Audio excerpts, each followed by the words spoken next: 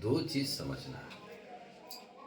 जहाँ क्वेश्चन आती है दो रूप में कि एक भारतीय संविधान का स्वरूप कहाँ तक संघवादी है, एक आता है कि भारतीय संविधान का स्वरूप कहाँ तक एकात्मक है। जब मिश्रण की बात आएगी तो मिश्रण में आपको फिर दोनों की अपरूप को समीक्षा करते हुए ज्ञात करना होगा कि आप किस रूप में देखते हैं। तो पहले यहाँ पर हम दिखा रहे हैं संघात्मक स्वरूप। भारतीय संविधान का संघात्मक संविधान की संघात्मकता स्वरूप कैसे है। हम सिर्फ संघात्मक अभी समझा रहे हैं, इसको समझेंगे फिर तब समझेंगे कि एकात्मकता स्वरूप कैसे है। फिर दोनों को मिलाकर क्वेश्चन दी जाती है जो पूछा भी गया है कि भारतीय संविधान का स्वरूप संघात्मक है लेकिन एकात्मक प्रवृत्तियां अत्यधिक मात्रा में मौजूद है। आप इसे किस श्रेणी में संविधान को रखते हैं, फिर आपसे विचार पूछा जा रहा है।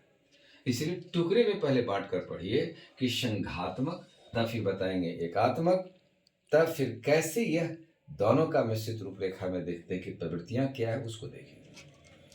इस चार्ट में एक एक बिंदु को आप मैंने जो पॉइंट बनाया है इस पॉइंट को समझिए और सारा पॉइंट यह व्याख्या करते हुए रास्ता अपनाए संघवाद की ओर। तो समझे क्वेश्चन मेरा प्रूफ हो रहा है। इसी को मैं आपको इंट्रोडक्शन क्लास में बताया था कि ज्योमेट्रिकल व्यू से किसी क्वेश्चन को प्रूफ कर दो। जस्ट ऐसे आप थ्योरम बनाते हो तो लिखते हो प्रूव दैट, फिर लास्ट में लिखते हो प्रूव्ड, तो ये प्रूव्ड हो जाना चाहिए। तो आपका प्रत्येक टॉपिक, प्रत्येक पॉइंट ये संघात्मकता की ओर प्रूफ करेगा। ध्यान रखना है, यदि एक लाइन आप आगे लिख देंगे तो वो एकात्मक हो जाएगा, तो वहां वो आपको नहीं लिखना है, बचना है उससे। और इसको पूरे संविधान के कॉन्टेक्स्ट में आपको बताना है कि संविधानों की संघात्मकता स्वरूप कैसी है। पहली बात है कि सर्वोच्च है भारत का संविधान। भारत का संविधान सर्वोच्च है, कारण हम भारत के नागरिक हैं, भारत के राष्ट्रपति होते हैं, कोई अधिकारी है, कोई सांसद है या संसद के सदस्य है, सब संविधान के अनुसार होता है। तो जो सब में समाहित है वो सर्वमयी हो गई। तो सब जगह कौन हो गया, सर्वत्र कौन हो गया, संविधान हो गया। तो भारतीय संविधान यहाँ पर यह सर्वोच्चता दिखती है। कार्यपालिका सरकार कार्य करेगी, 3 अंग हैं, कार्यपालिका, व्यवस्थापिका और न्यायपालिका। तीनों अंग किसके अनुसार काम करेगा, संविधान के अनुसार काम करेगा। इस प्रकार से संविधान की सर्वोच्चता, इसे सुप्रीम कोर्ट ने भी अनेक वादों से परिभाषित भी किया है। जैसे इसको ऐसे समझिए, जयललिता जी के प्रकरण में सुप्रीम कोर्ट ने जजमेंट दिया कि भारत में संविधान सर्वोच्च है। कैसे सर्वोच्च है, बड़ा ही रणनीतिक मोड़ पर बात ये थी सुप्रीम कोर्ट का। उससे पहला बात यह था कि जयललिता जी तमिलनाडु में चुनाव लड़ी। चुनाव लड़ने के लिए वो 3 जगह से अयोग्य घोषित कर दिए गए थे।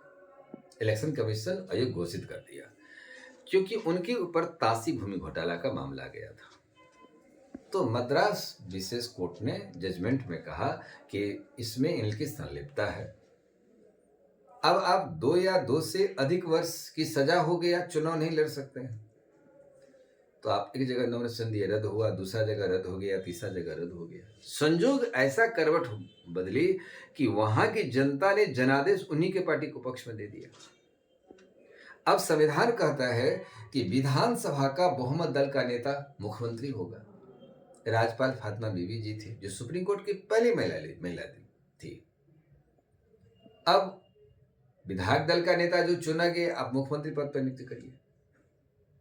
लेकिन निर्वाचन आयोग उनको अयोग्य करार दे चुका था, 3 जगह से नॉमिनेशन वापस हो चुकी थी। फातिमा बीबी ने अपने अंतःकरण से जयललिता जी को मुख्यमंत्री पद की शपथ दिला दिया। जयललिता जी को शपथ दिला दिया तो अब ये मामला सुप्रीम कोर्ट में जब आया तो सुप्रीम कोर्ट ने जजमेंट दिया कि नहीं, इसे बुलाया जाए। एक मुख्यमंत्री को जेल तो भेजा नहीं जा सकता, रिजाइन दे दीजिए, तो रिजाइन दे दिया। फिर उनको बाइज्जत बरी किया गया, फिर जाकर के विधायक बने, फिर विधायक दल का नेता फिर चुनी गई और जो अपने वित्त मंत्री को मुख्यमंत्री बनाए थे उनको हटा करके फिर से मुख्यमंत्री बन गए। अब ये सुप्रीम कोर्ट ने जजमेंट दिया कि जो भी प्रक्रिया हुआ अयोग्य हुई तो संविधान के हिसाब से, फिर योग्य हो गई संविधान के हिसाब से। यह बताता है कि संविधान की श्रेष्ठता है। इस प्रकार से मैंने वहां पर आपको लिखाया है कि जयललिता के प्रकरण में जो सर्वोच्च न्यायालय ने निर्णय दिया उसमें सिद्ध किया सुप्रीम कोर्ट कि संविधान की सर्वोच्चता है। ये जो संघवाद है, यह सबको अधिकार है, ये ऐसी विचारधारा है वह संविधान के अनुसार है। इसलिए संविधान भारत में सर्वमयी है और वह सर्वशक्ति रखती है। बात के लिए जो भी बात हुआ, जनता ने तरफ जनादेश दिया तो कहीं न कहीं नेतृत्व तो स्वीकार किया था जयललिता जी को। दूसरा देखो, संपूर्ण बहुत संपन्न, यहाँ भारत सरकार है। भारत सरकार का गठन कौन करेगा? जनता वोट देती है, सरकार गठन होता है। अब भारत सरकार का अधिकार है कि संपूर्ण भारत की सुरक्षा की जिम्मेदारी आपके कंधों पर है, कि चूंकि किसी भी सरकार की जिम्मेदारी आपकी सुरक्षा, पहला जिम्मेदारी सुरक्षा की होती है।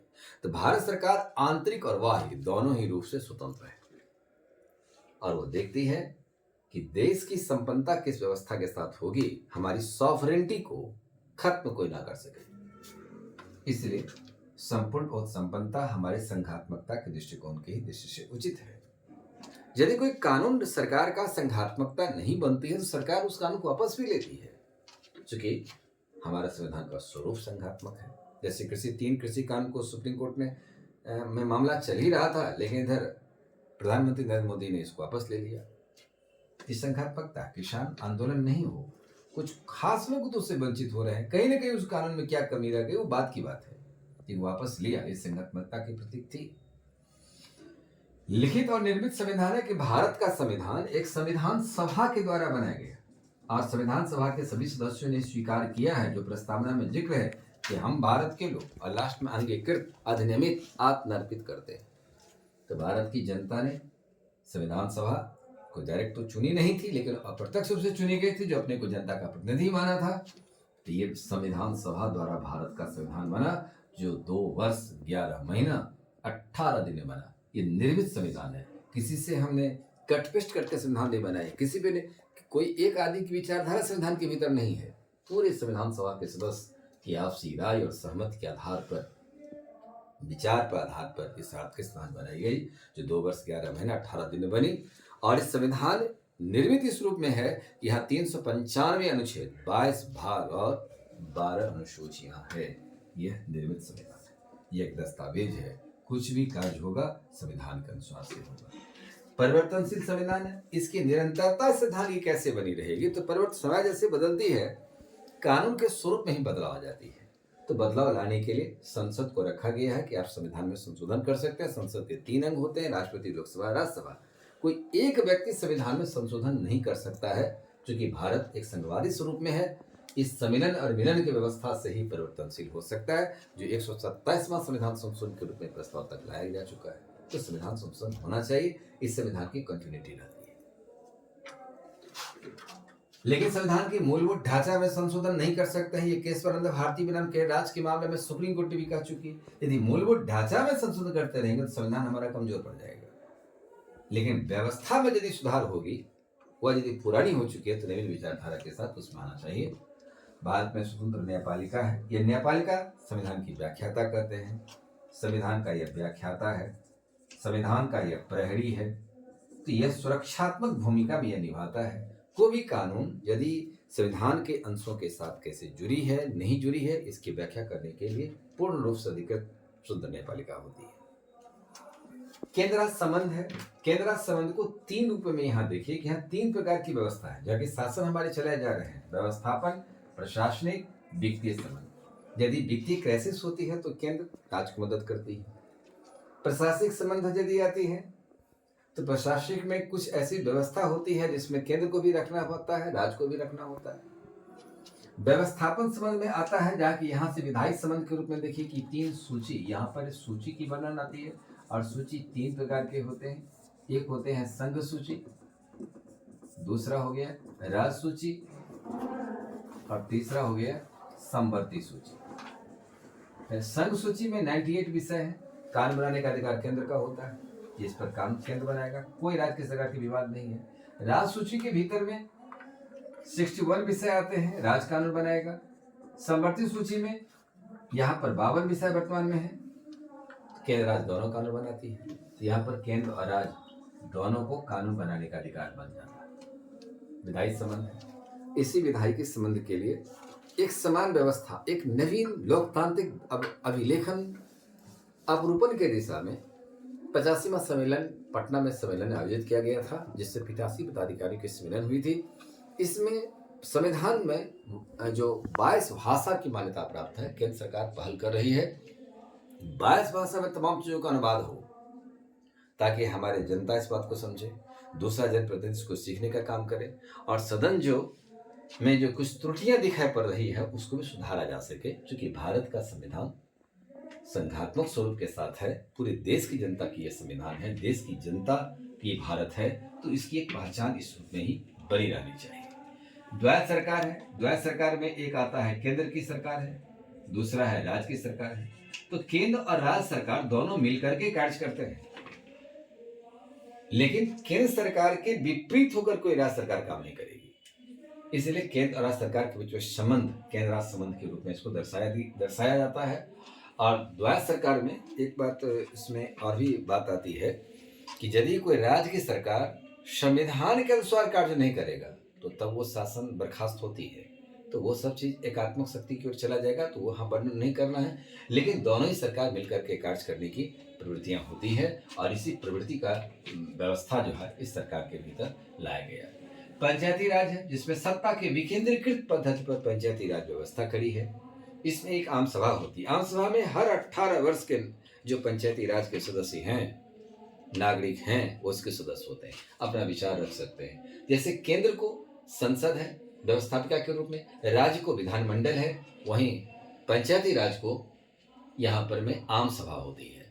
आम सभा में चुने गए सभी प्रतिनिधि सरकारी तंत्र में शामिल व्यक्ति जो जिम्मेदार होते हैं पंचायती राज से रिलेटेड, वो भी भाग लेते हैं, जनता भी भाग लेती है और एक आपसी आमराय के आधार पर वो कानून भी बनाती है। 29 विषयों पर इसे कानून बनाने का अधिकार है। ये पूर्ण डिसेंट्रलाइजेशन है, केंद्रीकृत व्यवस्था यहाँ पर है ही नहीं, इसलिए डिसेंट्रलाइजेशन न्यूक्लियस विहीन व्यवस्था यहाँ रखा गया। भारतीय राज्य क्षेत्र है, भारत में 28 राज्य है और 8 केंद्र शासित प्रदेश है। ये सारा क्षेत्र मिलकर के भारत का निर्माण करता है।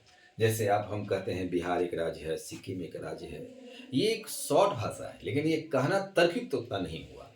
इस बिहार को कैसे कहेंगे? भारतीय राज्य क्षेत्र बिहार, भारत का राज्य क्षेत्र के अधीन आने वाला वो बिहार है, तो भारतीय राज्य क्षेत्र बिहार ऐसा नाम होना चाहिए। संस्कृत भाषा में उसको हम राज्य कह देते हैं, चूंकि राज्य की जहाँ तक परिभाषाएं हैं वह गार्डनर के द्वारा 4 तत्व होना चाहिए। एक निश्चित भूगोल में एक आबादी बसते हों, उसकी सरकार हो और वह सरकार आंतरिक और बाह्य रूप से स्वतंत्र हो, तो वह सरकार होगी। तो वो लेकिन सरकार उसी व्यवस्था का द्योतक है कि द्वैत व्यवस्था के तहत संचालित करेगी। तो यहाँ पर केंद्र और राज्य 2 हैं, दोनों से मिल करके इंडिया दैट इज भारत इसका नाम बना है। और भारत कहें या इंडिया, ये इस रूप में इस देश का नाम जाना जाता है। हालांकि शब्द काफी चर्चित हुआ था कि भारत दैट इज इंडिया होना चाहिए, हालांकि हमारे तर्क में यह भी ज़्यादा उचित था। लेकिन जब पहले से व्यवस्था आ चुकी है that is India that is Bharat, तो ही अभी चल रहा है। लेकिन यदि बदलाव चाहिए तो भारत दैट इज इंडिया ज़्यादा उपयुक्त है। अर्थात अभी हम लोग इसको ऐसे समझें, इस मुल्क को 2 नाम से जाना जाता है संविधान में, भारत और इंडिया। यही 2 बात है। ये संघात्मकता स्वरूप को प्रदर्शित करने वाला अभिलक्षण है, जिसका प्रलक्षण रूप यही पॉइंट के द्वारा दिखाया जाता है। आगे दूसरी क्लास में एकात्मक कैसे है उसको दर्शन